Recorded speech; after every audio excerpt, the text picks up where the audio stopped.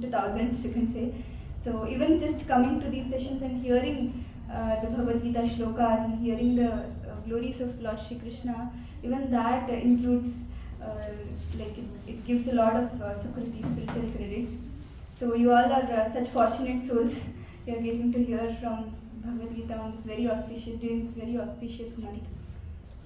And we'll get started. So we'll start with the prayers. So we will offer prayers to our acharyas, invoke auspiciousness and invoke their mercy in our lives. So in a very prayerful mood we will chant. Everybody can repeat. Om Namo Bhagavate Vasudevaya. Om Namo Bhagavate Vasudevaya. Om Namo Bhagavate Vasudevaya. Om Namo Bhagavate Vasudevaya. Om Namo Bhagavate Vasudevaya. Om Namo Bhagavate Vasudevaya. Om Ajnanaatimirandasya. Om Ajnanaatimirandasya. Jnananjana Shalakaya. Jnananjana Shalakaya. Chakshurunmilitam Yena. Chakshurunmilitam Yena. Tasmai Shri Gurave Namaha. Tasmai Shri Gurave Namaha. Nama Om Vishnupadaya. Nama Om Vishnupadaya. Krishna Pristhaya Bhutale. Krishna Prishtaya Bhutale. Srimate Bhaktivedanta. Srimate Bhaktivedanta. Swaminiti Namine. Swaminiti Namine. Namaste Saraswate Deve. Namaste Saraswate Deve. Gauravani Pracharine. Gauravani Pracharine. Nirvishesha Shunyavadi. Nirvishesha Shunyavadi. Pashatya Deshatarine. Pashatya Deshatarine. Jai Shri Krishna Chaitanya. Jai Shri Krishna Chaitanya. Prabhu Nityananda. Prabhu Nityananda. Shri Advaita Gadadhara. Shri Advaita Gadadhara. Shrivasadi Gaura Bhakta Vrinda. Shivasadi Gaura Bhakta Vrinda. All of us together raising our hands, begging for mercy. Hare Krishna, Hare Krishna, Krishna Krishna, Hare Hare, Hare Rama, Hare Rama, Rama Rama, Hare Hare.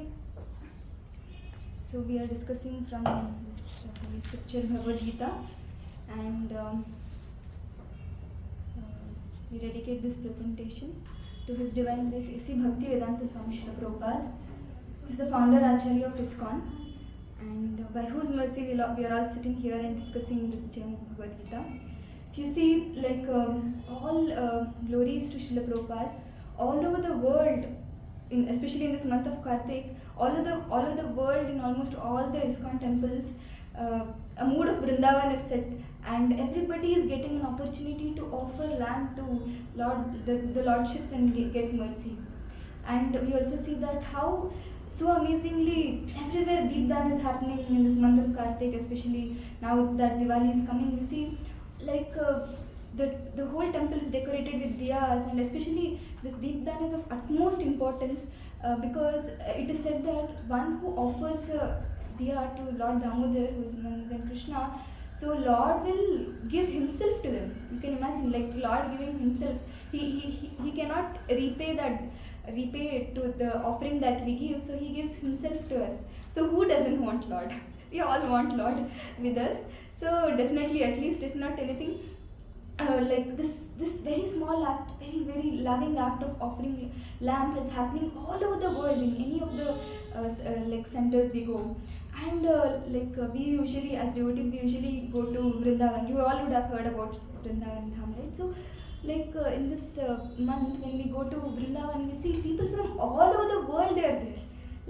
People from Russia, people from UK, USA, Pakistan, everyone is there.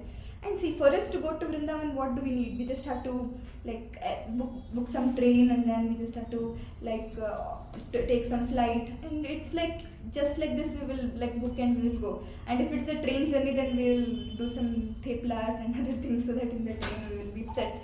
But for the people, for the foreigners to come, they will prepare for the whole year.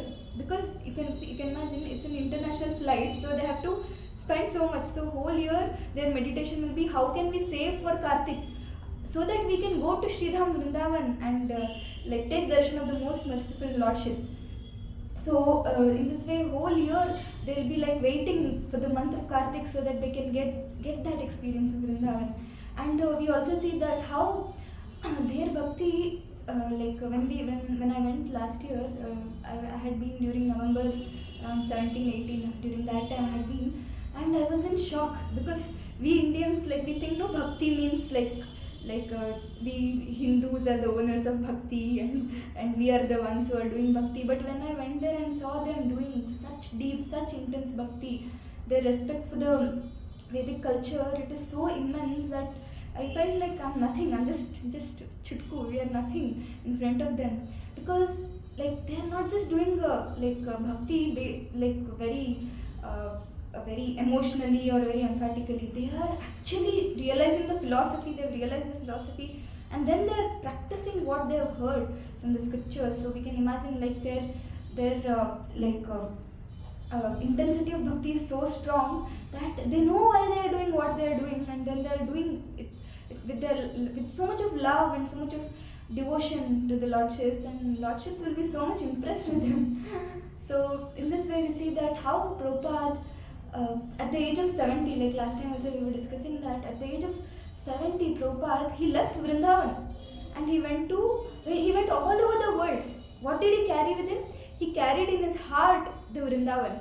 And then he went all over the world and he established Vrindavan all over the world. And this Vrindavan is nothing but all these ISKCON centers, all these ISKCON temples that we have. Any part of the world you go and you see that, like, there will be an ISKCON and the Krishna is the center there, and it's a place, it's none other than Vrindavan, where everybody is with love, with devotion, they're offering their everything to Krishna. All glories to Srila Prabhupada. And today's topic is also one such topic.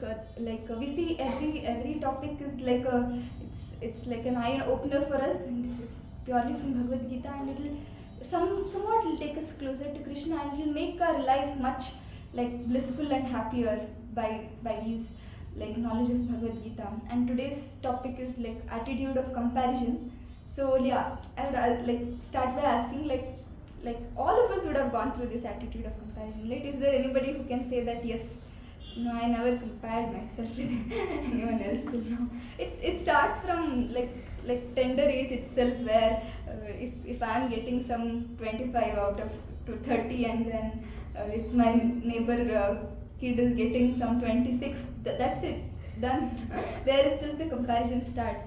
So we see how this very small aspect, it looks like this aspect of comparison, it so much troubles us.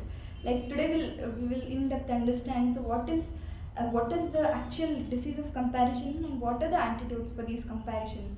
So I'll start with this story of a Kali worshipper. So there was one person who was very intensely worshipping Mother Kali, and then after some time Mother Kali appears to him in front of him, and Mother Kali says that what boon do you want?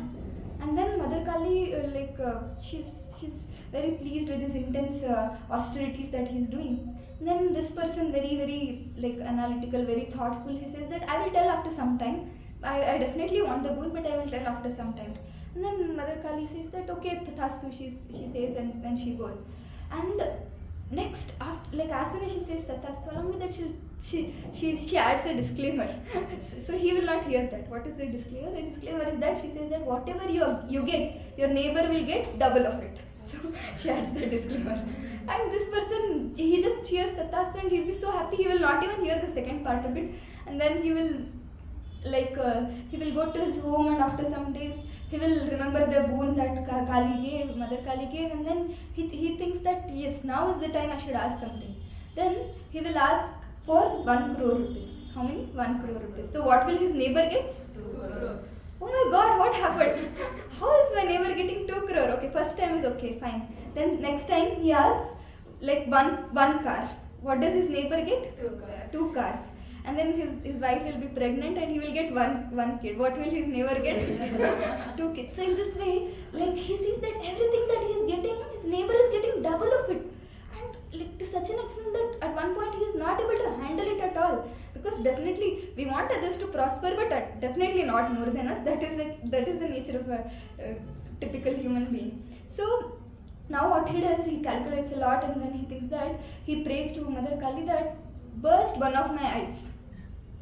Now what happens in the other house? Two eyes also. Because see, we can imagine this attitude of comparison. It leads to such a crazy thing that one can harm himself to harm others. So we cannot even imagine where this attitude of comparison actually takes us, because we see when we discuss all these simple topics like comparison or anger and things like that, it looks simpler, but the effects of it are very grave and very intense, and majority of them actually, when we start getting this disease of comparison, majority of the times it is we who are harmed than others. Definitely in some extreme cases like this, people don't think to harm others also, because they want to win over or they want to be the best. But in general, in most of the cases, because of this attitude, because of this disease of comparison, it's we who are the lost.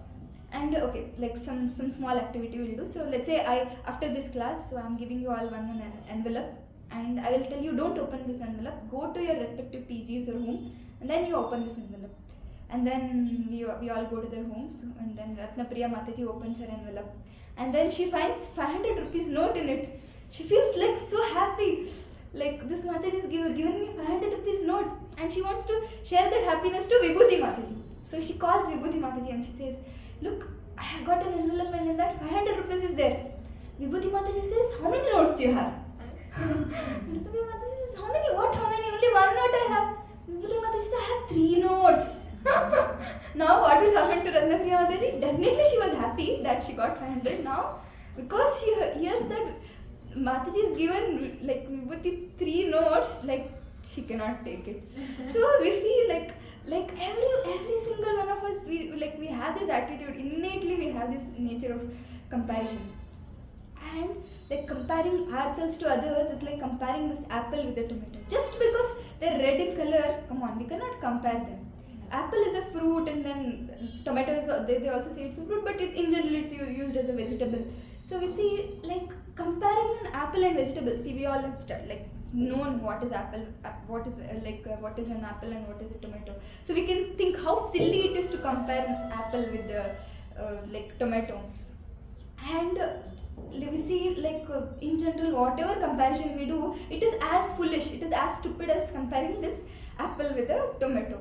And if you see some other vague examples of comparison is somebody especially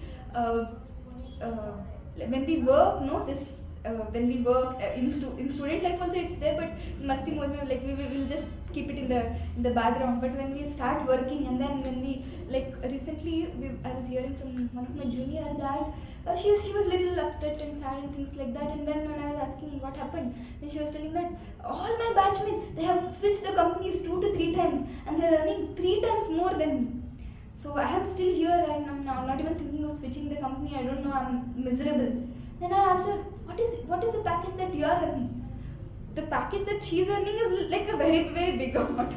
But she's worried about all her batchmates who's earning double or triple than her. And this is all of us, on a small note.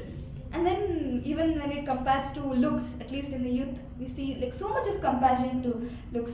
One who let's say somebody is fat or obese, that person has to go through so much, and because just because he's fat, he's little obese, he thinks about himself so much that very difficult to get out of that. Sometimes they go even into depression and anxiety and things like that.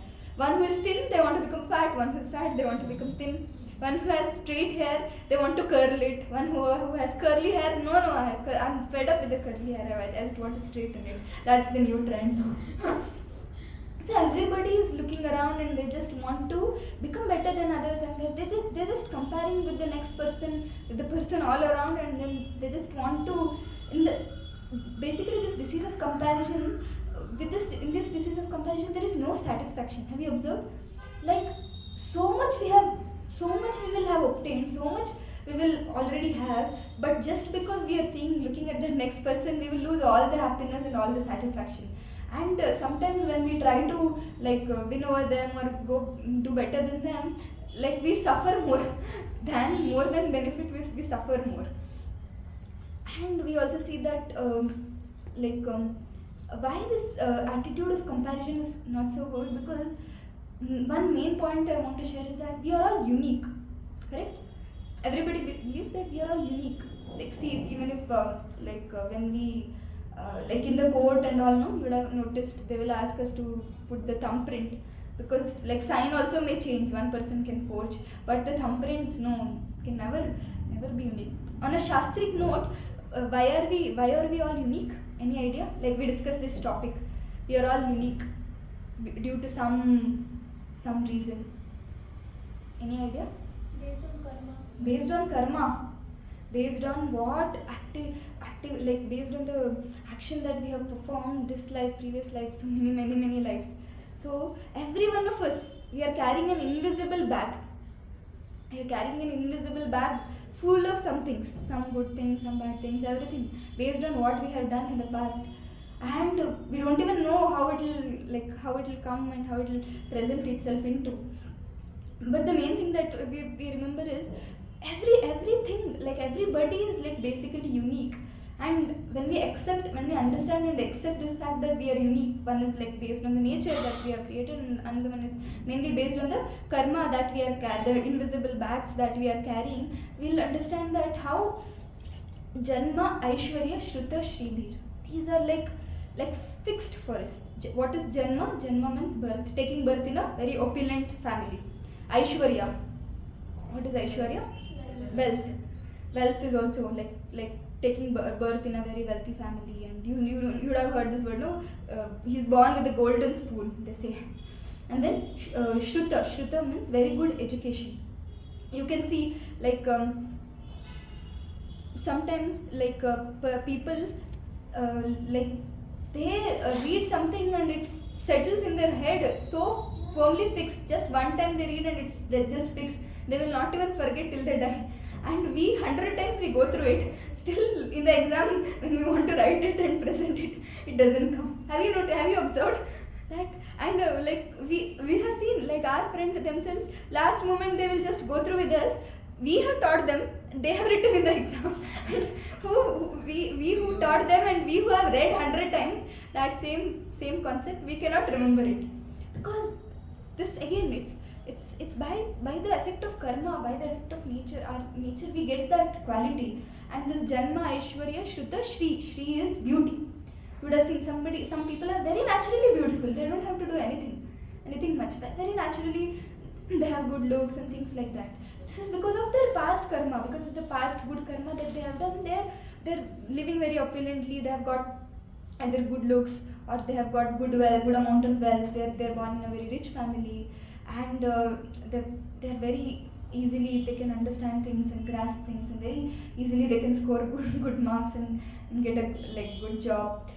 And these karma also, we will be discussing this karma concept in depth in level 2 sessions. So we will be discussing more about prarabdha karma and aprarabdha karma. So this prarabdha karma is mainly the karma because of the activities, the action that is sanctioned, the reaction that is sanctioned, because of which in this life whatever we are getting, that is all based on the prarabdha karma. And this prarabdha karma decides what body we get, what we do in this body, how much we have to enjoy, how much we have to suffer, and all these things. And because of this prarabdha karma, everybody, like how I said initially, I told, no, everybody, we are wearing an invisible baggage. We don't even know what we have done and what we are supposed to get. And because of this, we are unique. Even if you see the twins who are born at the same time from the same mother, they are also unique. Sometimes there will be unidentical twins, but even identical twins are unique. If you notice, they have different likings. Have you heard? Like these two people, they look same, but their nature is opposite. Their likings are opposite. Their parents will be complaining, because we all have come up with, because of the different karma, we are all unique, no matter how much identical we think we are. So this is the disease of comparison. So now that we have deceased, so now that we know that we are deceased, so everybody agrees that we've been deceased.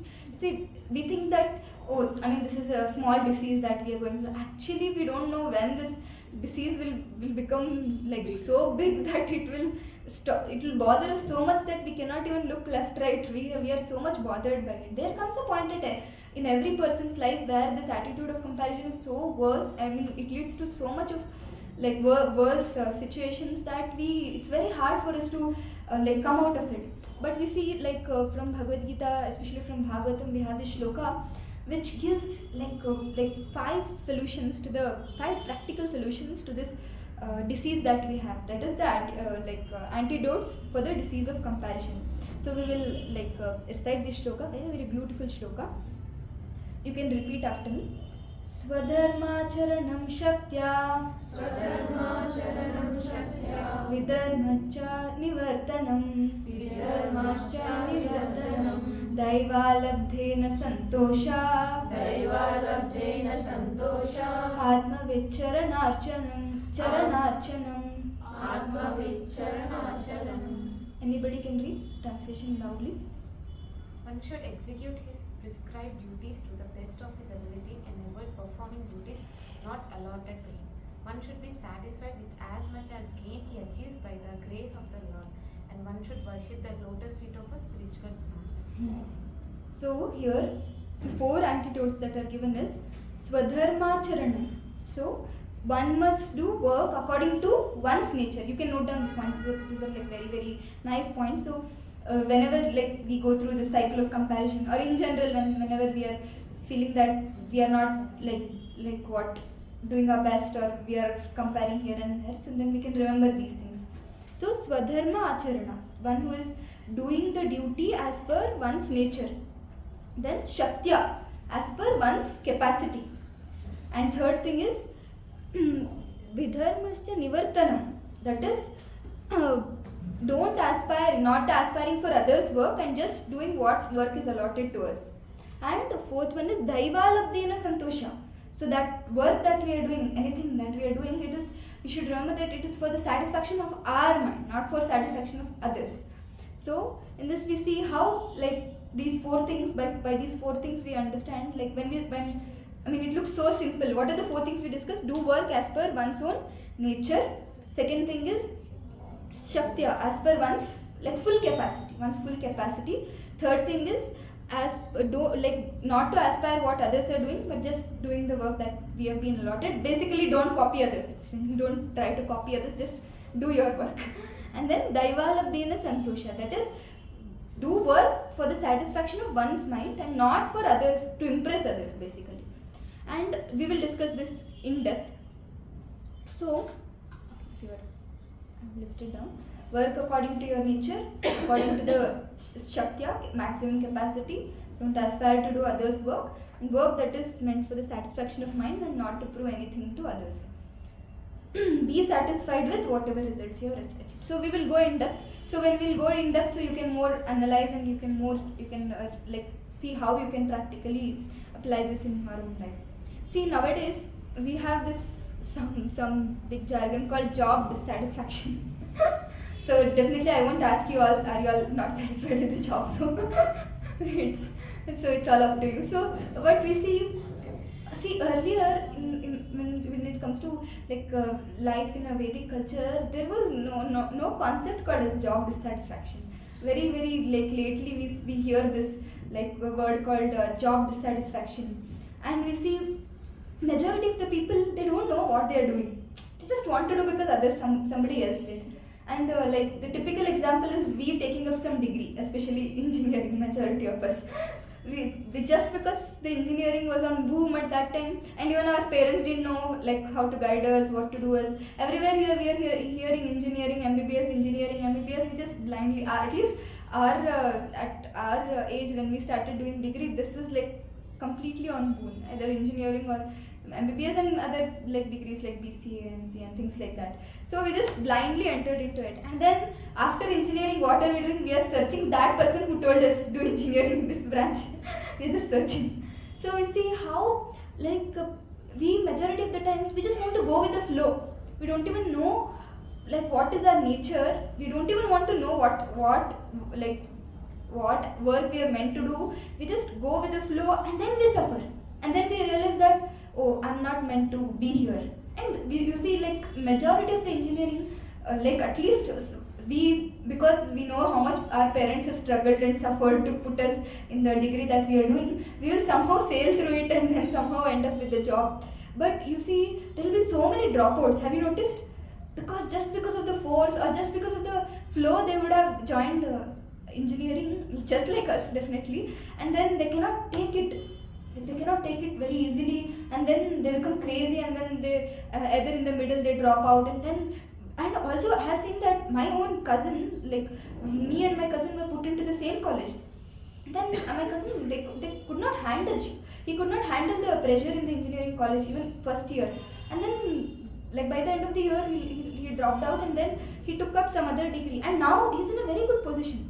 Because it's not that they're failures, it's just that they don't know that they don't fit into that position. And majority of the times we are in the zone where we don't fit into. And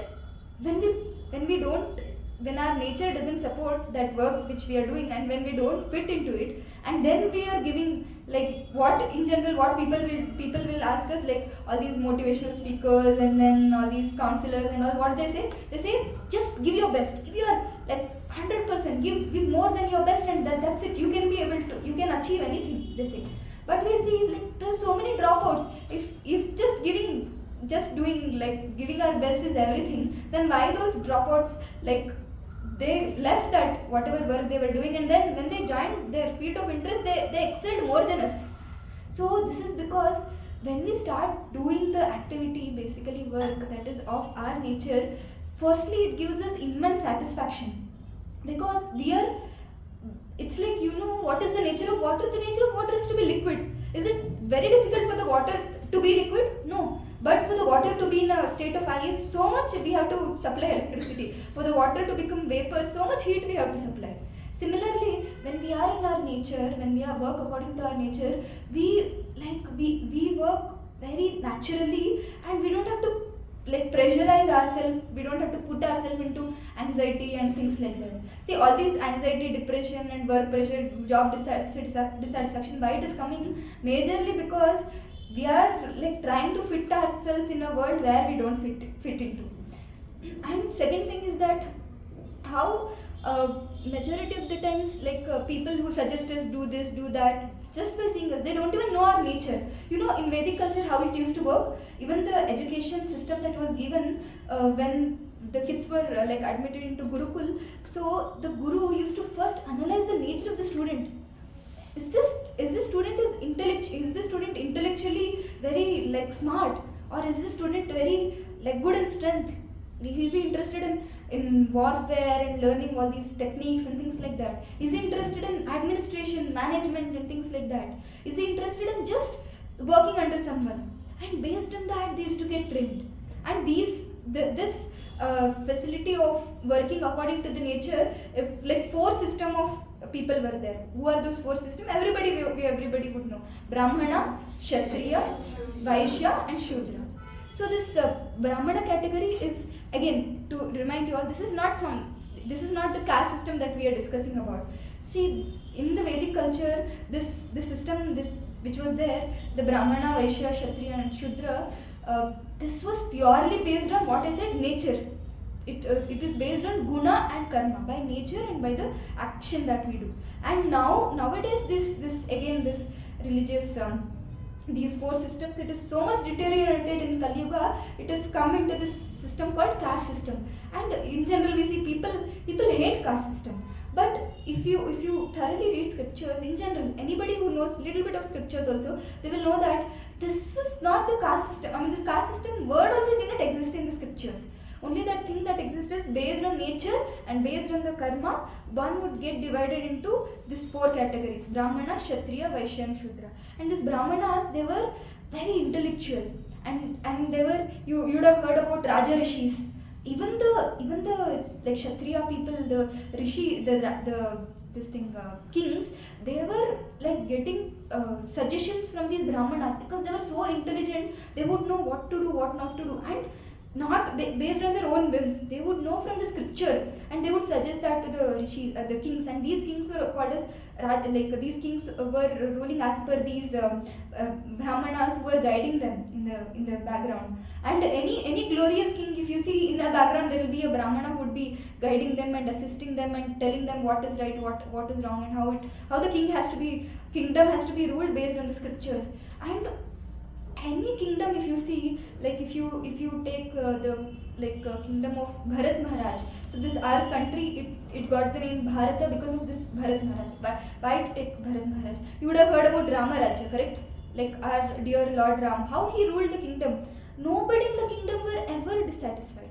Everybody were doing a job based on their nature and based on their karma, and they were doing it so nicely that they didn't have any worry of losing a job or job dissatisfaction or not getting food or all these things. They were very happily situated.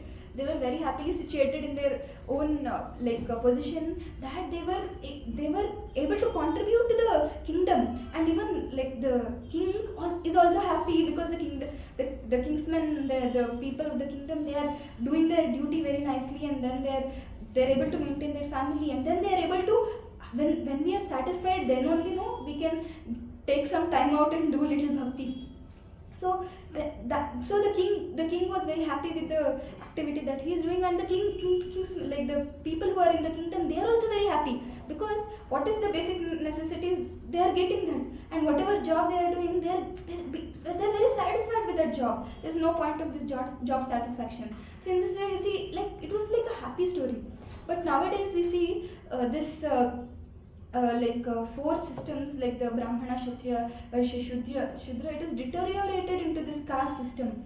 And how I was telling, Kshatriya means, like Brahmana means very intellectually, very highly intellectual. And then second thing is Kshatriya. Kshatriya is like fighting, warfare, and administratively very strong. And then Vaishyas are mainly the business class.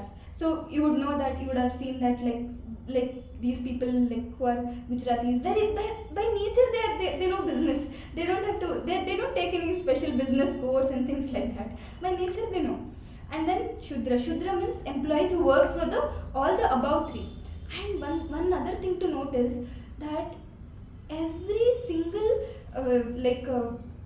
area here, Brahmana, Kshatriya, Vaishya and Shudra, were important to the society. It is nowhere it was said that Shudra is little less or Brahmanas are little more. In fact, it is said that Brahmanas are compared to the head of the body, and then Kshatriyas are compared to the arms of the body, and then Vaishyas are compared to the belly, and then Shudras are compared to the leg.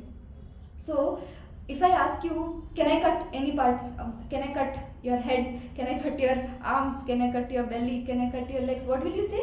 No. Similarly, all these four kinds of people, they were very important for the well-being of the society, for the good administration of the society, and everybody were equally important, and everybody were equally respected. It's not that because a Shudra is working under the other three, a Shudra was very less. But nowadays we see this four system over a period of time, especially in the Kali Yuga, it got deteriorated so much so that it became a caste system. My father is a Brahmana, so I am a Brahmana. We have seen our Brahmin friends, to what extent Brahmical qualities they have. And then we also see that in fact nobody can say that I have all these qualities. We will be discussing these qualities also in depth. But we see that how everybody were important in the society, and nobody were considered low or nobody were considered degraded.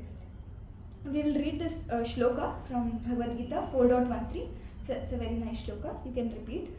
Chaturvarnyam maya shrishtam guna karma vibhagashah tasya kartaram api mam vidhi akartaram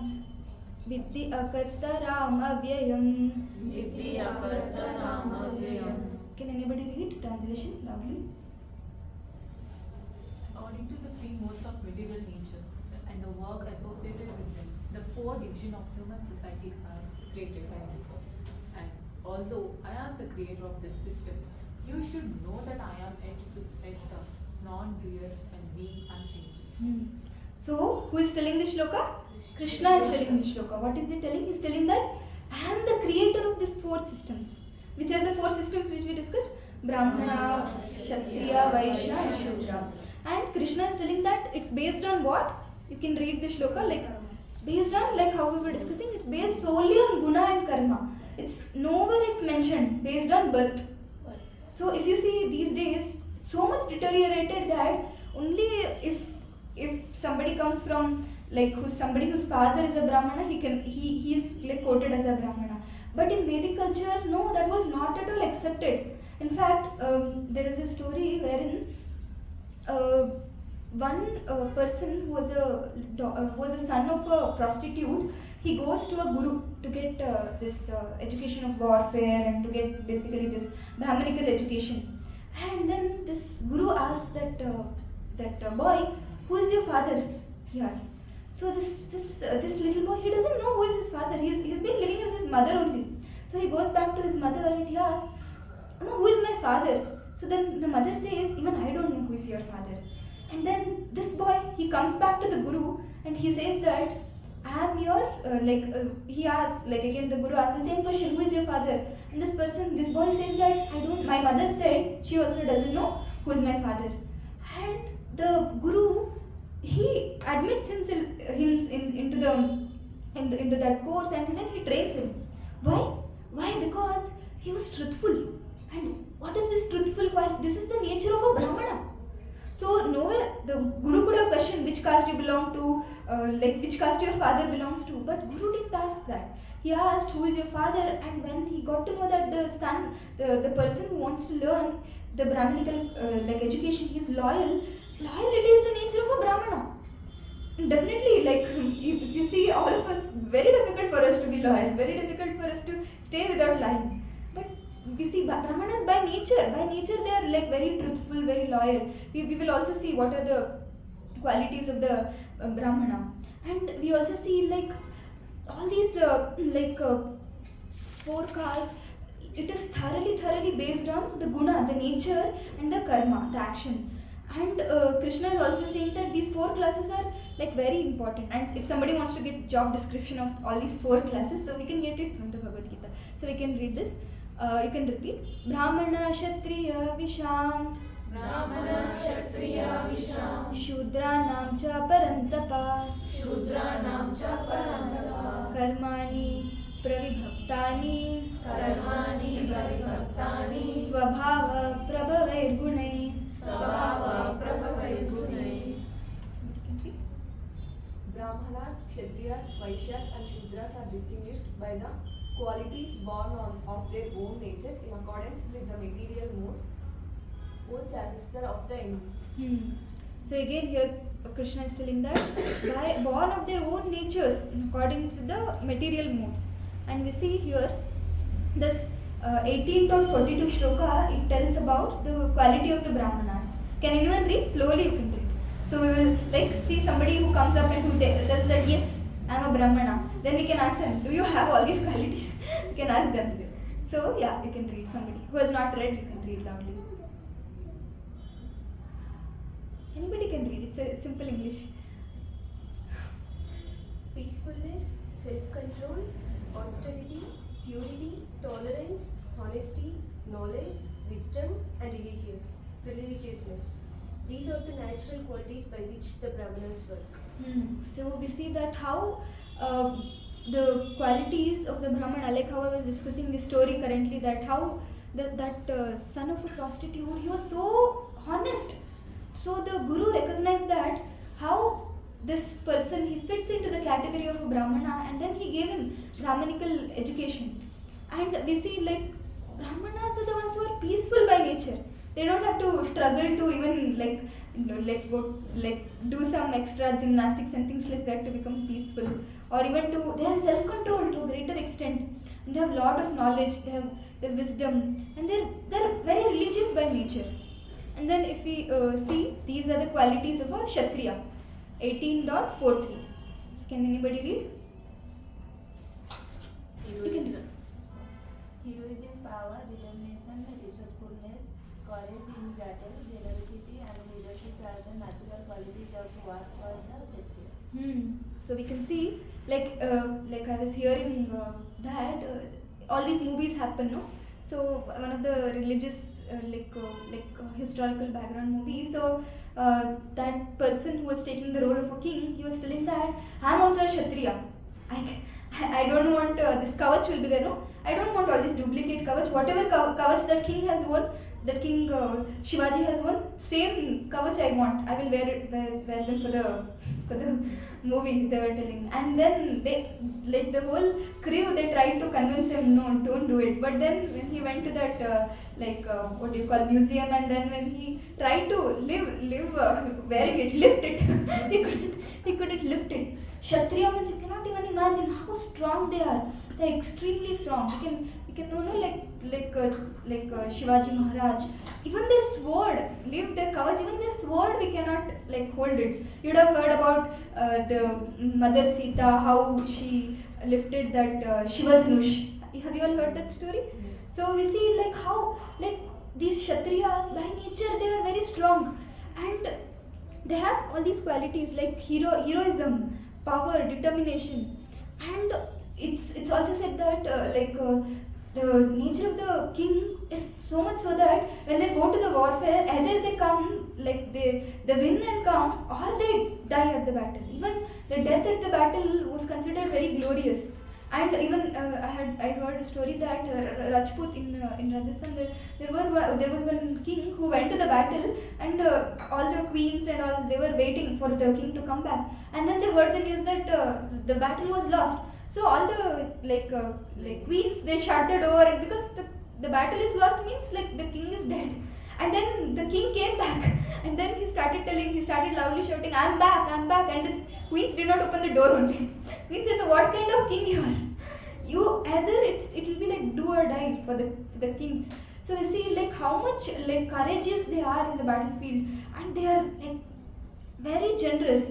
And we see the nature of the Kshatriya is that anybody who takes shelter of them, they have to give shelter to them. In this way we see even kings, anybody who would request them for marriage, they wouldn't say no to them, because it was their responsibility to give shelter to them. Even if you see you would have if you've not heard, so we'll discuss this small incident. So you all would have heard, no, that Krishna has 16,108 wives. Again, why all this happened? Mainly because there was a demon called Narakasura. Now this Diwali is coming, no? So this is the story of Narakasura. So this king, the demon Narakasura, he was so demoniac that from all over the world, from all over the universe, he kidnapped all the daughters of the king, and he kidnapped 16,100 daughters of the king. And Krishna, when he fought with Narakasura, and when he killed Narakasura, and when he set those queens, they were in the palace, and when he set them free from the palace, you would all know, no? A girl, when she goes out, it means she's out. Nobody will accept her. If she's there with one particular man, it means she's out. Now, because Narakasura took them all, so when they came out, they cried out to Krishna that who will accept us? Who will marry us? We are queens. Nobody will accept us. Please marry us. And then Krishna married them. And in fact, another background of the story is that during Treta Yuga, when Lord Ram went to during the Ajnatavas, when he was there meditating, so at that point of time there will be so many of these rishis, and when they saw that how Sita Maya is serving Lord Ram, because at that time who was there? Only Lakshmana and Sita Maya. Lakshmana was protecting Ram from all the hand, and Sita Maya was the one who was serving Ram. And Sita Maya was with so much love, with so much affection, she was serving Ram. They also, when these sages of that forest, they also had got the desire that yes, we should also serve like Sita Maya. And they approached Lord Ram, and then shared the desire that we also want to serve like you. But then at that point of time, definitely Lord Ram, he had this ekap patni vrata. So unless and until a Kshatriya doesn't have taken like vows like this, anybody who comes to take shelter of him, he has to give the shelter. So these same 16,100 sages in that yuga, but Lord Ram promised them that next yuga when I come, I will fulfill your desires. So next yuga, these all 16,100 sages, they came as queens, and then this whole setup was made wherein Narakasura kidnapped them, and when they came out again, they requested the Kshatriya, they requested king, they requested Krishna that please accept us. As a Kshatriya, he has to give them shelter. So in this way, he married 16,100 wives, and further it is said that it was not like a normal marriage wherein even if a normal king, if he marries four queens, at one point of time he can be only in one queen's chamber, and he can only he can only take care of one queen. But Lord Krishna had like 16,108 palaces, and he was personally present in each of the palaces.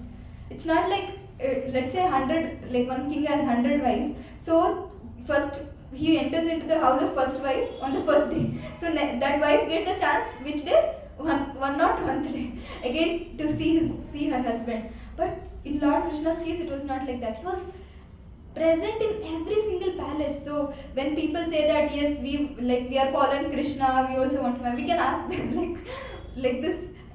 Can you be in all the so many number of places simultaneously? We can ask them these questions. And then we also see that how leadership qualities were very natural to these Kshatriyas. They didn't have to struggle much hard to be a leader. And then in this 18.44 shloka, it is mentioned about Shudras, and it is mentioned about Vaishyas. Anybody can read?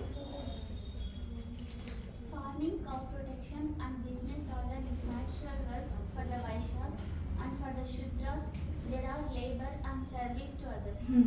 So for the Vaishyas, it was very natural for them cow protection business, and for the Shudras, they were just serving all these above three. And this we see nowhere there is degradation of any system.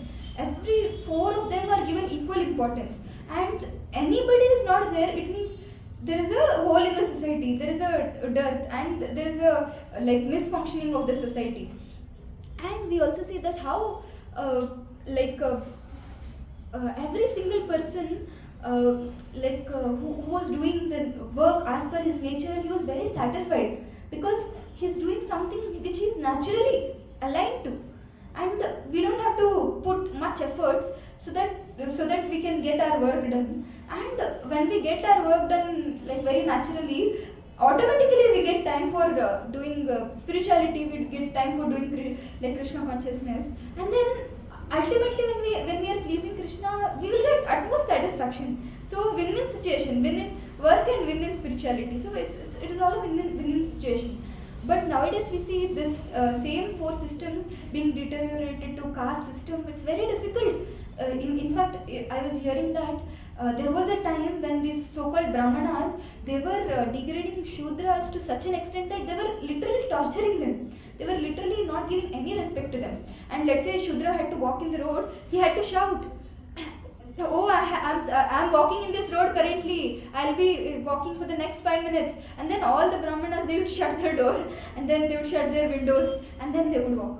Cannot even imagine. I mean, we would have also heard the stories, where because of the caste system, so much harm was happening in the society. But this is not the caste system that was given in the Vedic scriptures. Vedic scriptures gave us the four systems by which we could work according to our nature, and by which we would live a very, very happy and satisfied life. And we also see that right now, we see what did we say? Brahmanas are the ones who are doing all these austerity. They're very highly intellectual, and then Kshatriyas we discussed resourceful, very courageous, and Vaishyas we discussed business class, and Shudras we discussed we are working for others. And when parents put their children to the schools, what they are training to become? Which of the four categories? Shudras. We are working under someone. we are all working under some IT firm or somewhere we are all working under someone, correct? Very rarely we see like people forming their own business or establishing their own firm. So especially this whole system of education, it is just training Shudras, correct? Nobody will teach us that yes, you make this business, you make that business out of some richness or out of some extra quality. If that person has that like affliction for like starting a business or doing some other activities, then they will somehow drift and live a happy life. Otherwise, all of us, like we can see, like at every point of time we are getting, from the school till the engineering, like till the degree we do, every point of time we are only getting trained to become a Shudra. How we can become a nice Shudra so that we can work under someone. So now we will discuss, now that we discussed about this 4 category, so now we will discuss about the attitude for this attitude of comparison. And we also see that how first antidote that we discussed was work as per our own nature. That is how we discussed that if we go do something against our own nature, it's we who suffer. And definitely I don't have to tell anybody, so we started with that concept of job dissatisfaction. So it's very natural. You would have also observed, no? It's very natural for us to have liking for something, and it's very difficult for us to do something even if we give our 100%. Even in jobs, in our offices, we see that like some work very easily some others will do, and we will so much we are struggling, but still we are not able to do that simple work. So just by one's own effort, we cannot say that yes, this work will be done. And if we don't do work according to our nature, we will be thoroughly dissatisfied. It is a very very established statements, like all of us would have definitely experienced. And then the second antidote is that how we have to work up to our maximum capacity. Again, see, like my capacity is definitely different from your capacity. So again, this attitude of comparison comes when we think that my capacity is equal to or more than your capacity. So in general, we always think that way. So we think that this person is able to do, why am I not able to do? We will never see if by my nature if I am able to do, we will never see. If by my capacity if I am able to do, we will never see. Even when it comes to like training the kids also, we see majority of the parents, they never see kids' nature or they never see the capacity of the kids. They will just say that this is our expectation and you have to just fulfill it. That is when we see, especially now, we see there's so many, the rate of suicide is so high, especially in the initial, at least when we were there, at least until we finish our plus 12, we were with our parents. But nowadays we see hardly parents spend time with the kids. Both the parents are working, and then both the parents have high expectation of their kids, and then they just give their JD. This is our expectation, and then they put them in daycare and nursery and so whatnot. So even before the actual age for this child to go to school, the child already is going somewhere away from the mother, and we say no, mother is our first teacher, we say. But here nowadays, so we cannot even discuss what is happening. But we see how when we start knowing what is our capacity, and when we stop thinking that this person is able to do and I should do the same thing, instead we see what is my capacity, and when we try to do, then we see that we will be able to, at least we will be able to do justice to what we are doing, and second thing is we will be able to become 1% better than what we were, at least. So we see crazy are the people who think, why am I not able to do? Like how I'm discussing, no? He did, she did, this person did, that person did, this kid also did. Why am I not able to do? That person is a crazy person. Then lazy, he thinks, this person is doing, that person is doing, everybody is doing, why should I do? So that person is a lazy person. Sometimes it so happens, no? That let's say you want to take all your effort and you want to go somewhere, and then you think that let's say you want to go to some function, and you have to get ready and things like that. Then you get to know that this relative is going, that relative is going, anyway all of them are going, so what is the point? That's okay, let me rest, something like that. So you see, like lazy is the person who thinks why should I do, and then inferiority complex. He thinks that I cannot do. Lack of confidence. He thinks that this person is able to do better. This second person is able to do much better. I am not able to do at all. He thinks that I am fit for nothing. I cannot do at all. And then the fourth person is superiority complex. He thinks that I can do everything. You tell me anything in the world, I can do everything. He thinks that, and I can do it in the best way. You cannot do as best as I do, like that. So let me see. In this way, we see that how when we start doing the work as per our capacity, without being in this fourth category, crazy, lazy, inferiority complex, and superiority complex, then we will be definitely able to do some justice to the work that we do. And we also see that how when we start analyzing what is our boundary, we will give our best.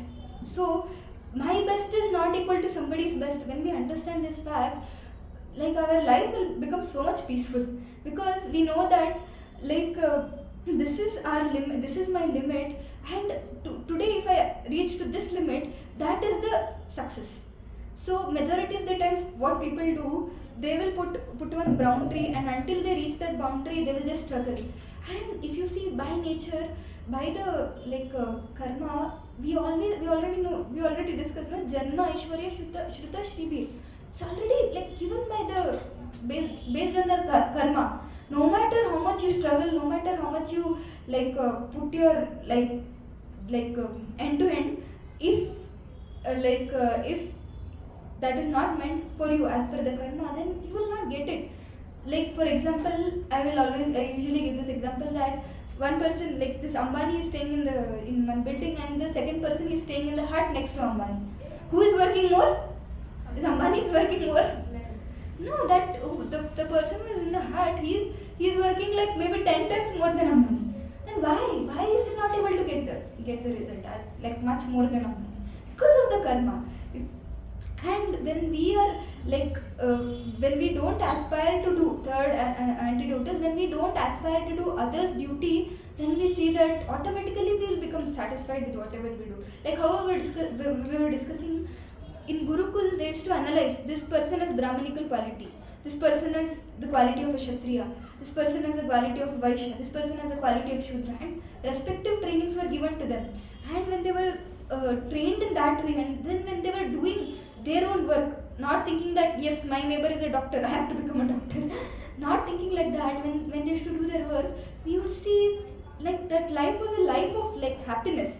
And we also see that how these days, it's becoming a trend, that okay, somebody is a YouTuber, so I also want to become a YouTuber. And somebody is let's say somebody is not so good at talking, and he want to become a good orator, or he want to be very good, if he want to do MBA and he want to become a manager. So definitely we see that, definitely if he puts lot of efforts, he can become a manager. But what kind of a manager? A struggling manager, because he's struggling to speak to one or two persons. So manager's work is like managing 100 people, at least 10 people to start with. So what kind of management he can do? So training is okay, but if we think that third person is doing and that's why I have to do, and that's what we all did also in general, not that some particular person did, but we saw that our whole batch, basically generation, was going towards one flow, and we just went with that flow. And we see that's why even majority of us, so we see that we are not very happy with what we are doing, even though we are just doing it for the sake of doing. And that is okay for now, but we see when we don't aspire to do others' duty, and when we know what is our nature, and when we stop comparing, stop thinking what others are doing, and just do what I am meant to do, then our lives will become very simple. So here one shloka is given from Bhagavad Gita. You can repeat. Shreyan swadharmo viguna. Everybody loudly. Paradharma svanushtita. Swadharme nidanam shreya. Paradharmo bhayavaha. Anybody can read? You want to read? You can read. discharge one's prescribed duties, even though faulty, than another's duty perfectly. Distraction in the course of performing one's own duty is better than engaging in another's duties, for to follow another's path is dangerous. Very dangerous. So who is telling this again? Krishna is telling that just it's so good to do one's duty, and it's better to do one's duty than engaging in others' duty. And last, the disclaimer is it's very dangerous. You see, like whole life we do something, and then at the end of the life, you'd have heard of this, no? Every person is now going through this midlife crisis at the age of 35, 40, sometimes at the age of 30 also. So even like I had a colleague of mine, so he was telling that I'm going through this midlife crisis. At that time I didn't know all these things. So then he started telling that maybe I wanted to become an artist, and I was good at painting. I don't know, I should have told my parents, and then I should have taken up little training. I would have, at least I would be happy. Because see, when we start earning and when we start getting everything, at that point of time, when we are not getting satisfaction, so that is the point when we start questioning, is this what I am doing, and why am I doing this? Because a soul's nature is to be happy, and anything and everything that is against our nature, that can never give us happiness. No matter how much efforts we put, no matter how much we do it for the sake of others, it can never give us happiness. And at one point it comes in everybody's life that we just get frustrated with it, and then we just, at that point of time, we'll be stuck with so many things that we cannot even confront and we cannot even go back. So we see like how Krishna is saying that when we do something that is meant for us, and when we don't at least try to look at others and copy, at least we see this, the current trend is that only somebody become a YouTuber, like then they start their own YouTube channel, and who are their subscribers? Their own full family members who will give them likes, who will give them so many channels. Have you noticed so many channels I have seen? And even our own friends, relatives, they'll be sharing that my own channel is there, please subscribe. After 1-2 months, they will lose all the craze when they don't get enough likes, and then they'll stop. See, even for a YouTuber to get subscribers, to get likes, it is because of his past karma that he is getting that. Because of his past credits, he is getting that fame, he is getting that charm. You see, it's not that the second YouTuber who's a failure, he's not putting that effort. He's also putting. But because of the karma, because of the past karma, he's getting that, because the credits that he has got, because of that, he's getting that many subscribers, he's getting that many charm, he's getting so much of fame. And we also see that how all these social media, so much it takes us to a direction that we get pressed by it. Majority of the times, because of the social pressure and social media, we get so much press that we tend to do things that make us crazy. And I was hearing this one story also, that there was one IIT, and in that IIT there was one student who was admitted. He was admitted by the pressure of his parents. He actually wanted to do some electronics, but like his parents put him to some computer science or something like that. And then he, like at the end of like 4th year, he became so crazy that he started hitting people. Wherever he was going, he started hitting people. And then his parents had to come just to finish his degree. His parents stayed with him in the same room, and then somehow they finished the degree, it seems. Like, see, like the craziness level, it can vary. Definitely we all also know, sometimes we also get crazy to some extent, but we see the craziness also has its height. And we see like just because of this attitude of comparison, like a person, he loses his own mind, like live peace of mind. He loses his own mind. We cannot even think what this act of comparison can lead to. So another thing that we usually do is we try to impress others majority of the time. So I mean, every one of us, we do this. Like we accept or not, we do this, and this is a very, very, very dangerous thing, because throughout the life we live a life for others.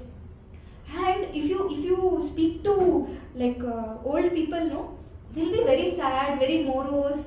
If you go to them and even if you speak to them, they'll say that like don't listen to others. Whatever your heart says, you do it. They say many majority of the times, because what happens is throughout their lives they have seen that because of the pressure of impressing others, they would have taken up so many things, and at the end of their life, when they look back, they see that whatever they have done, they have not done according to their own wish, their own nature.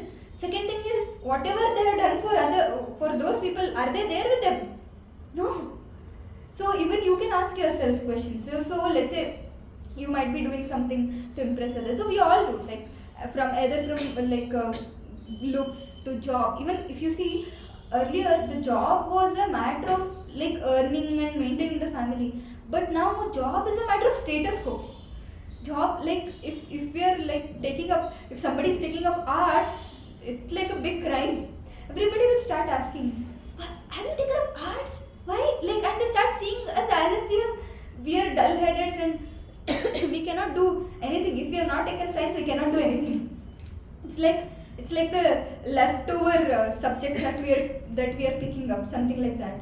But we also see that how because of this disease of impressing others, we will just create like our life miserable. We make our life miserable because we don't have to prove anything to others. Correct? In general, when we do work that satisfies us. When I say work, it can be any single thing. So like taking care of yourself, or like doing some job, or going to some place, anything that you do. And when you start doing it for your satisfaction, for your peace of mind, that is one thing. And when you do it for impressing others, if you see, like currently, all of you would agree with me. Like the world is, like the social media is meant in a way that we impress others. You go to a restaurant, you want to eat delicious food. You got the food on the plate. Come on, you eat it. You don't have to take a picture and post it. And you take a picture and post it, they see it, they appreciate it. After 10 years, can you remember? Can they remember what you did to impress them? Nowhere. This is like a very gross example that I'm giving, but literally, like so many things, if you sit back and think, no, how many things we do, 99% of the things that we do is unconsciously also we are doing it to impress others. And again, see, in the initial level now it's okay, but when the act of impressing others becomes like too much without our own knowledge, and then when we go crazy, like that is the time when we start harming ourselves. And we see also that how like how I was telling that so much we do for impressing others. That's okay. Let's say we are trying to impress our near and dear ones and things like that. You can all tell me, can we impress anybody to the full extent? Can you tell that no, I will do this and I will impress them to the full extent? Or whatever we have done to impress them, can they remember? Live 10 years. Like, okay, live somebody else remembering what you posted also on them. Do you remember 2 days ago what you ate for the breakfast? Very hard to remember. So when you go to a restaurant, take a picture and post, so it's like you're just ruining that act of self-satisfaction by impressing others. And like how I said, this is like a gross, like very very gross example, but on a higher note, when we waste all our time in impressing others, in general, that's what we are doing. We will, at one point of time, we will feel so miserable because these people to whom we were impressing, at the end of the day, they are not with us, and they cannot give anything to us. And we are losing our own life, and we are leading our life, we are molding our life in such a way that we do things to impress others. Definitely, you have to live your life in a way you want. But what I'm trying to say is, this small practice of stop, like you can, every time you do some activity, you can just put a question mark to yourself. Am I doing this to others or this person? Till now, what did I do? Any act, where, let's say you go to a mall, let's say you go to a trip. Definitely going to a trip gives, like it recharges you, it nourishes you, like it will relax you. But what about that second part of showing and impressing to others? How much value it is giving to your life? You can question. And see, these things are okay at this level, but over a period of time, when that nature becomes our own nature, so it becomes very hard. So we say no, it becomes so hard that we will not even know what we are doing for ourselves, because we will be doing everything for others. And that is when people say, no, we observe this hollowness in our life, we are feeling empty, we don't know why we are doing it. It's mainly because initially all these smaller things, when we don't do nature work according to our nature, when we stop doing others work, and then when we start trying to impress others, when we start doing copying others and doing others work, it feels like, yes, everybody is like impressed and everybody is like praising you. Oh, you also did this, very nice. Oh, you also took this, you also got this, very nice. But over a period of time, when it doesn't give you any satisfaction, when it doesn't feed your soul, it's that I'm pretty sure everybody at one point they'll come to this realization that this this doesn't give me happiness, this doesn't give me satisfaction. And at that point of time, to reprogram ourselves, very, very hard. And see, this is again this presentation and all what we are doing, it's not just based on like my experience I'm telling, it's based on the facts and figures that we have seen, that itself, that's why I show, like I explain you with the examples, and whatever I've heard from my superiors I'm explaining you. You see, so much these days, especially in our early days, at least this much media was not there, no? At least when we were young, you would see that how we were playing around. And now if you see, even if a person goes to play little small thing, the status will be there. And to such an extent that everything that we do has been like everybody else is keeping track of. So we are like, it's like we're being monitored like end to end. And where is the point, like where is the privacy to be happy? Because when we are spending majority of our time in impressing others, so where is the time for our own happiness? And almost every session I have repeated this. If you have a cage with a bird, and if you just beautify the cage, and if you don't feed the bird will die.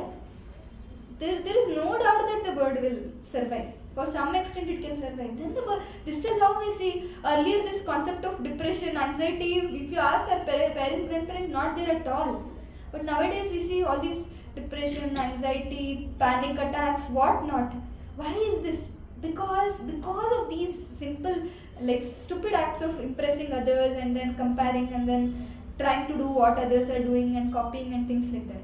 So we should always remember that we are unique, and we should always, like how I said, a small reminder for us that when we do simple activity, let's say you come to a temple, you go to a place, see how you can do it more mindfully for yourself. At least this much we can do. And then, like how I was discussing, that anything that you do, it should be for the satisfaction of your mind.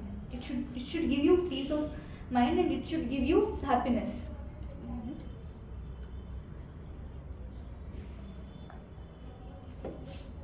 So all this social media and things like that, it's good until some extent, when you think, yes, today so many people gave me so much of likes, so many people gave me like, so many people commented on it and things like that. But over a period of time, it will definitely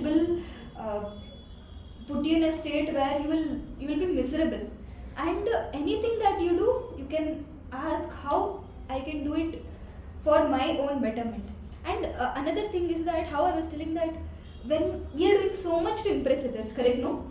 And when, like how I said, these old people, see, they have lived a life of they have lived a life for others.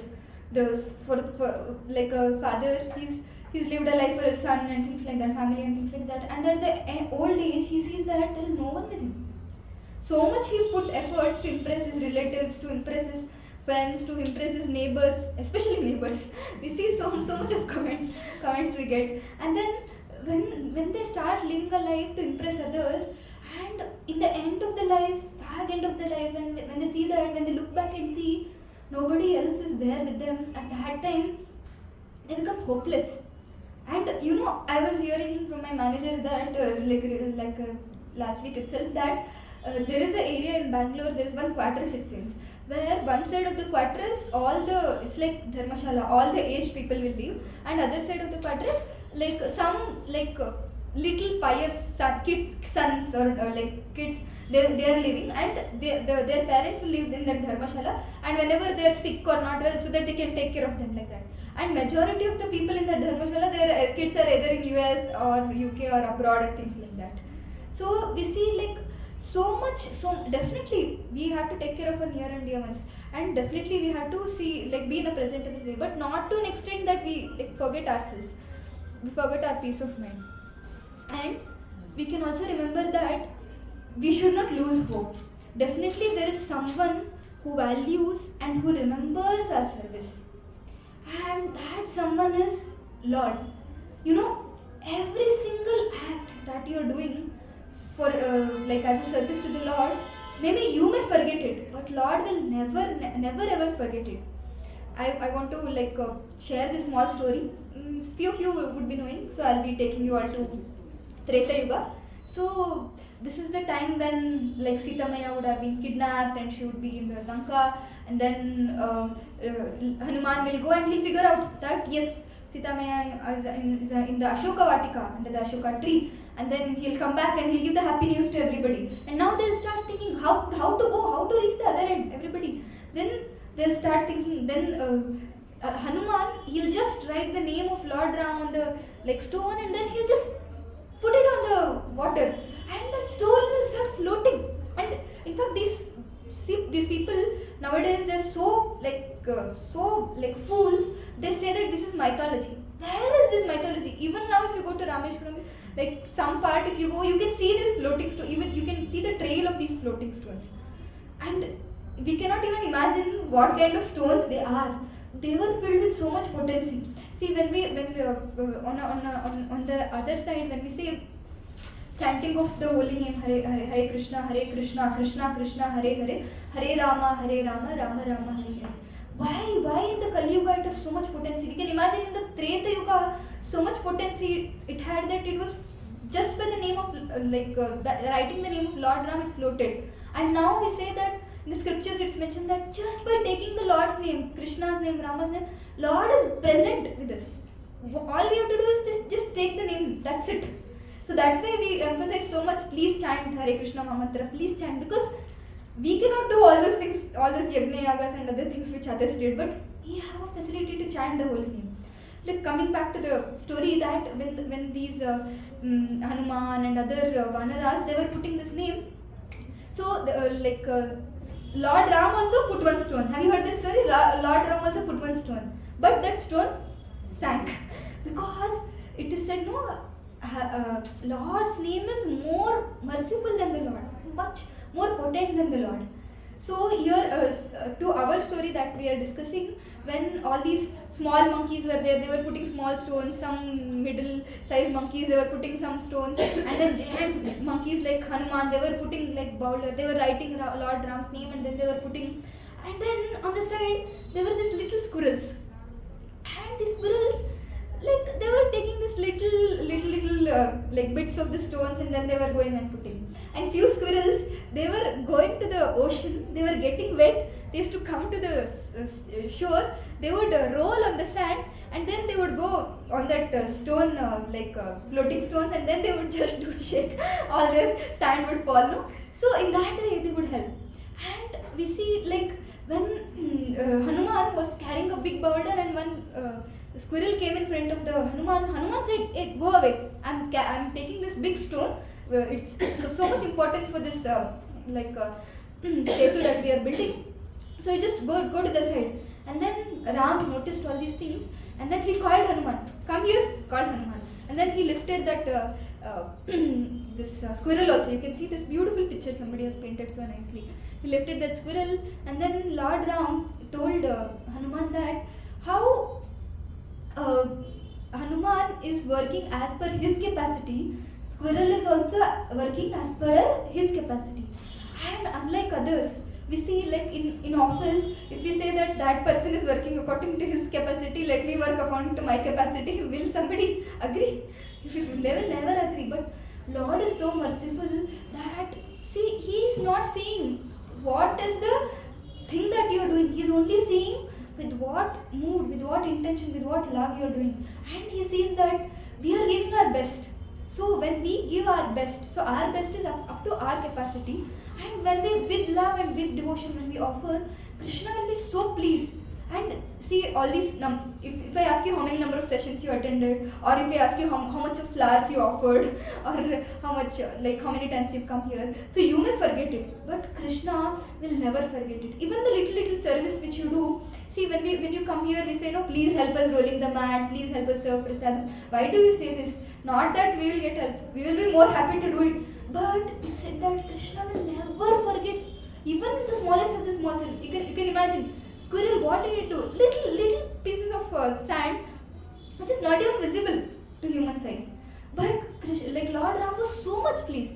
Then we can imagine little service when we offer it with our heart, like Lord Ram, Lord Krishna, they'll be so much pleased. In Bhagavad Gita 9.26 there is a shloka. It says, Patram pushpam phalam toyam yo me bhaktya prayachati. Patram means leaf, pushpam means flowers, phalam fruit, and toyam water. So what Krishna is asking, he is not asking like give me bank balance, give me like 100 kilo bird. No, he is telling patram, pushpam, phalam and toyam. And these things with love, with bhakti, when you offer, Lord accepts it. Lord will never forget that you have offered. Now let's say you have built a beautiful house and you call your relatives to the housewarming ceremony, and then you take a beautiful plate and you keep one patra, one pushpa, one phala and little water, and you give it to them. What will they say? What are you giving us? They'll never accept it. But you can see Krishna is so merciful, so merciful. This little acts of patram, pushpam, phalam, toyam, he is very much impressed. Little service that we do, that's why we do know, like some evenings we do this vegetable cutting seva, some days we go out on Sankirtan and we try to chant so that others also hear this name. Just by, like we saw how much potent is the Lord's name. Just by hearing the name, they'll get Sukriti. Just by seeing Bhagavad Gita, they'll get Sukriti. By holding Bhagavad Gita, they'll get Sukriti. By offering a lamb, this month I was telling you, Krishna says like himself, if one offers a lamb to me daily, I will give myself. You can imagine, like if you tell somebody that I will offer you a lamb, you just become like you come to my house and say, no, they will not even agree. But Krishna is so merciful, so kind. He's so dayalu that he's ready to give himself to us. And we see how practical is Bhagavad Gita. Very, very practical. Outside world we see we give. We so much give. We so much try to impress, and we end up with nothing. And in this Krishna consciousness, we give very little. Patram, one tulsi leaf, little water, little flowers we offer, one fruit we give. Krishna is like all set, all impressed, and Krishna will never forget.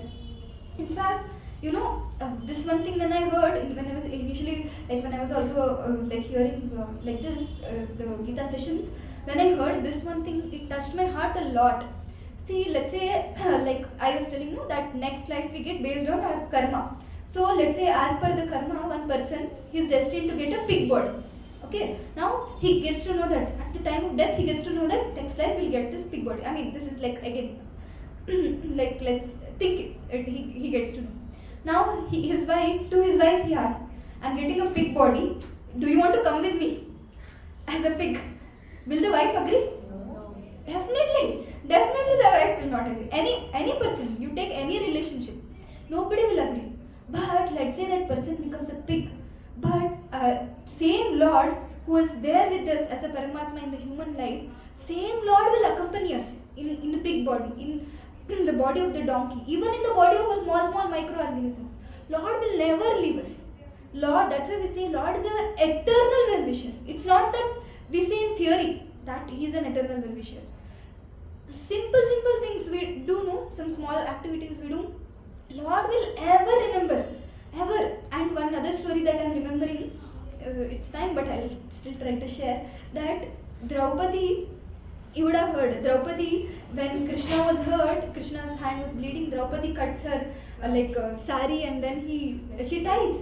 And you see, Krishna is so merciful, he'll remember that and he'll give her like yards and yards of sari.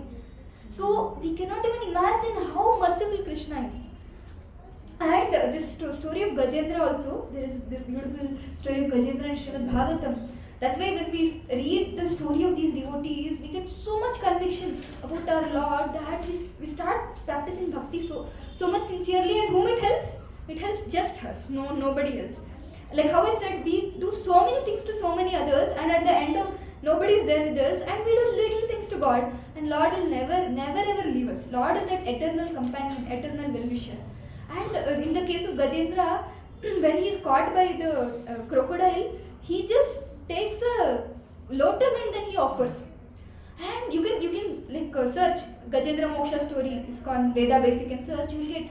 And when he offers a flower, Lord who is there in Vaikuntha, he forgets all his activity on his Garuda Vahana, he comes in no time. Then he, using his this thing, what is that? Sudarshan Chakra, he cuts the neck of crocodile and he liberates, he gives liberation. We cannot even imagine how merciful our Lord is. He will never ever forget what little things we do. And this is the last topic of our discussion, so you can repeat the shloka. Karmanyevadikaraste ma phaleshu kadachana ma karma phala heturbhur mate sangotsva karmani. Anybody who have not read, you can read. You have a right to perform your prescribed duty, but you are not entitled to fruits of action. Never consider yourself the cause of the results of your activities, and never be attached to not doing your activities. See, this is a very famous shloka which majority of the people know, but they will know only half of the shloka. That is, they will only see just do the duty. They will only read this. They will forget to hear the second part. What is the second part? You are not entitled to the result of your activities. So here actually you can all like hear carefully. Just another 5 minutes, so we will let. So Krishna, this is a very important shloka where Krishna is saying that you do your duty. Even Krishna on the battlefield, he is instructing Arjuna, you fight, but don't depend on the result. So here also Krishna is saying that you put your endeavor, but don't think what results you will get. And here, if you see, we always say that results of our action is not in our hand. Like I was giving example, one person is working so hard. What is the guarantee that he'll get result? Like let's say, like 100 people will start will put a lot of fund and they'll start a startup. What is the guarantee that all 100 of them will succeed? Is there any guarantee? They'll put equal efforts. Let's say. Like they'll work hard 12 hours, 14 hours, 16 hours a day, and they're equally putting all the resources, they're equally hiring, they're equally giving training, everything. But we see only few will sustain and survive and the others will not. So it's not just the endeavor, it's not just the act of work that matters, it's the result. And this result we see that this is not dependent on us. And the miserable part that we are going through currently is we are so much result oriented from the childhood. Even when parents want us to get good grades, what they say, you get this first rank, I'll give you cycle. You get this 90 marks, I'll give you watch. I'll give you this, I'll take you to this trip. So every time we are so much result oriented. But actually what happens is when we are too much result oriented and when we don't focus on the work that we are doing, that is when the actual trouble occurs. Because result, is it in our hand? Just now we discussed, it's not in our hand. And when we expect something, we expect the result, and when we don't get it, that's it. That's when all these suicides, depressions, majority of the cases it happens. And that's why here Krishna says that you get attached to the work that you are doing. You put your endeavor, and in that endeavor you try to please me. That's it. Whatever work you are doing, when you do it as an offering to Krishna, so that's it. That activity, the result, even though the result is a positive result or negative result, it doesn't impact you. Like if you see, practical example is our own devotees who are going to office. Like when they work, see, in general, what people work for, they work for promotion and they work for good name and things like that. When our devotees work, they fully know that they're working for Krishna. It's not that they don't work. In fact, majority of the people who are associated with the centers, they're working in various IT professions all over, all around the companies. Majority of the devotees are working, and they go to the work and then they do the work best of their efforts, like how they said, best of their capacity, not stretching, not thinking what others are doing, best of their capacity for the pleasure, thinking it for the pleasure of Krishna. And then the results, they offer it to Krishna. Whatever salary they get, anything that we get, we should first offer it to Krishna, because we are getting it because of Krishna. Even last week when my father came, so then he was asking me that whenever you go to Vrindavan, so much donation you are doing. Why are you doing? He asked me. And then I told him that, whom am I getting that from? Whom am I getting that from? What qualification I have to get this job? And we as devotees, we practice that whenever we get salary, so the first some amount, whatever Lakshmi it goes to Krishna. It goes to Krishna as bhoga, and what we get, it is prasad. In that, whatever we get, we take care of the rest of the things. And we see, when we start putting endeavor in our work, when we do the work to the best of the extent without attaching ourselves to the result, and that's when we see the magic happens. And these devotees who are just going at certain time to office, giving their best, whatever time they're working, they're giving their best, and then when they're coming back, and we hear that automatically they're getting promotion, they're getting hikes, they're getting everything. Because it's not that they don't want it, it's just that they're not attached to it. And when you automatically do it for the you give your best and do it, and you're not attached, one thing is you'll get it. Second thing is, even if you don't get it, you're not bothered, because you're so much satisfied in giving your best that you know that there is nothing much I could do. Correct? It's like that. If somebody knows that if there is 10 kilometer, 100 kilometer walking competition is there, I know that I can walk maximum 20 kilometers. I will walk up to 20 kilometers, and then I'll say, this is the best I can do. That's it. And let's say I walk 10 more kilometers, somebody else has to come and take me. So we see, when we know our capacity and when we give our best in whatever we are doing, and then not depend on the results, and then at that time, what it is said here, that never attach to not doing your duties, and you never consider yourself the cause of the result of your activities. So this way we get ultimate satisfaction. Actually, majority of the times we are how I was telling, from school we are associating ourselves with the result, and that's why we are struggling. And one other thing is that how we discussed about 5 things. Anybody remembers? We discussed about how we have to do work according to our nature. Then we discussed how we have to work as per your others' maximum capacity, our own maximum capacity. Then we should not aspire to do others' work. Then don't compare. Then whatever work we are doing, for whom we are doing it for the satisfaction of our mind, and we are doing not to prove anyone. You remember, no, the don't impress others slide that I had put. And then finally this shloka, that be satisfied with whatever result you get, and when you start doing activities, give the best in the activities you do, and do it as an offering to Krishna, then you get immense satisfaction. And we see we were also discussing about how Krishna is so much bhavagrahi. Krishna is impressed by everything and anything we do. And you would have heard from me itself, majority of the times I keep telling that please chant, at least one round you chant. Somehow or the other, please make time for chanting. Why? Because we can imagine chanting is the procedure that is given to us in the scripture for this age of Kali Yuga. And second thing is that not one round, even one bead, if you chant, Krishna remembers. Krishna will never ever forget the fact that you have chanted one bead. So at least when you start chanting one round per day, you cannot even imagine how much Krishna will be remembering you. How much you will be remembering, 100 times, 1000 times more Krishna will be remembering you. It's like you put one step towards Krishna, Krishna will put 100 steps towards you. And his step, you would be knowing it, his step is so huge.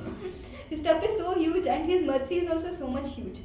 See, the problem with all of us is that we know what is right and what is wrong, but we are lazy. We belong to that lazy crazy category.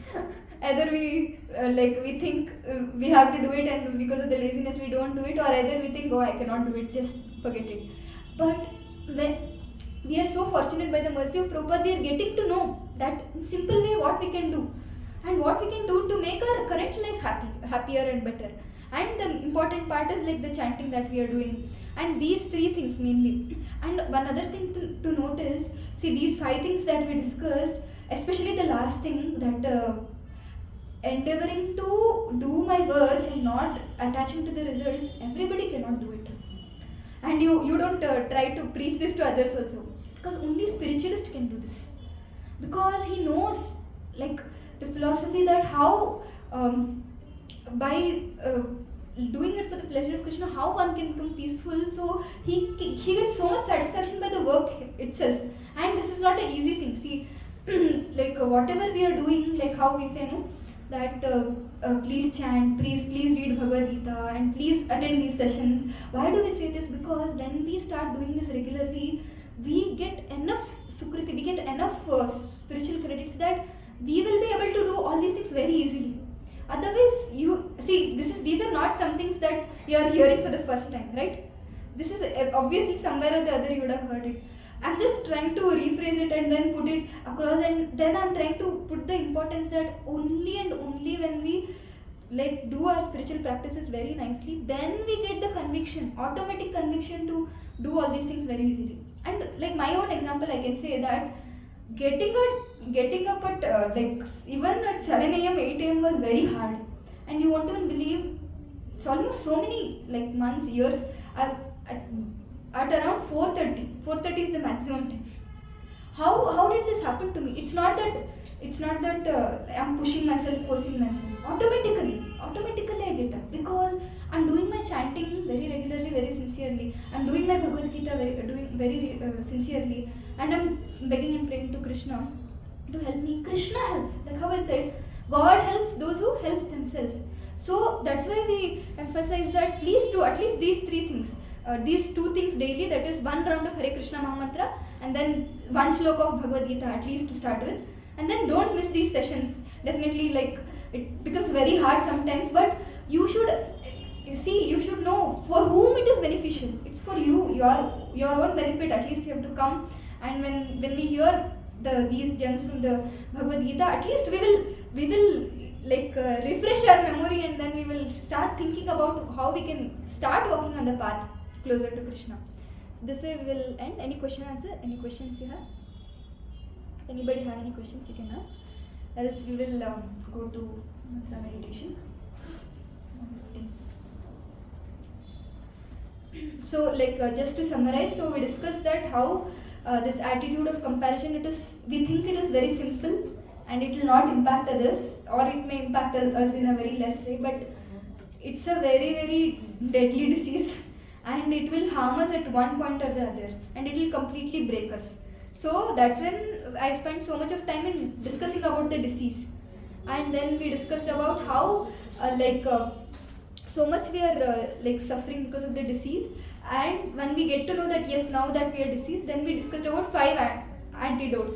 We have to work as per our nature, we have to work as per our capacity, then we have to don't aspire to do others' work, don't try to impress others, do things for your own satisfaction and just don't do anything to prove others. And finally we discussed that how work, it should give satisfaction, and when we get attached to the work itself and not the results, automatically we become peaceful. And all these things we can do only and only when we start having this when we start becoming spiritual by doing these spiritual practices daily, because these things gives us so much strength. I said no, without my own knowledge, in fact this week only I can say that hardly I kept any alarm, hardly, because night also without my knowledge I'm sleeping, and morning also 4 o'clock sharp I'm waking up. Even recently I was sharing it to my other friends also, sharp. And how is that happening? That the soul cycle, no, it's set. And that can happen when we start practicing spirituality. When we start feeding our soul, automatically rest of the things falls in place. So please take this chanting and reading Bhagavad Gita seriously. And regarding this mantra meditation, so This is my favorite shloka. Kritayadhyayato Vishnum Tretayam Yajato Makre Dvapare Paricharyayam Kalau Tadhari Kirtanat. This is one of the first shlokas that I recited and I tried to remember. We don't, more often we take for granted, right, what we get. So this, it is said that what result it was obtained in Satya Yuga by doing meditation for thousands of years, thousands of ages, underwater, outside water. You would have seen, no, that like snake holes and all will be formed on them, things like that. And what merits they get by doing yajnas in the Treta Yuga. You would have heard about Ashwamedha Yajna, Putra Kamishta Yajna, so many yajnas.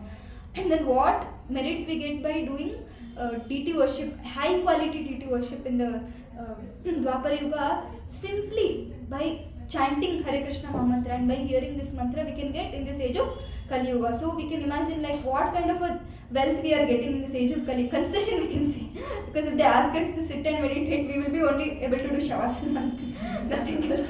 We are not fit for anything else. That also 5 minutes Shavasana, and then rest of the time we will be in deep sleep. So let's be very grateful that we are getting this opportunity to know that yes, this simple act of chanting Hare Krishna Mahamantra and hearing the mantra. So the effect lies in hearing the mantra loud enough that we hear the mantra clearly.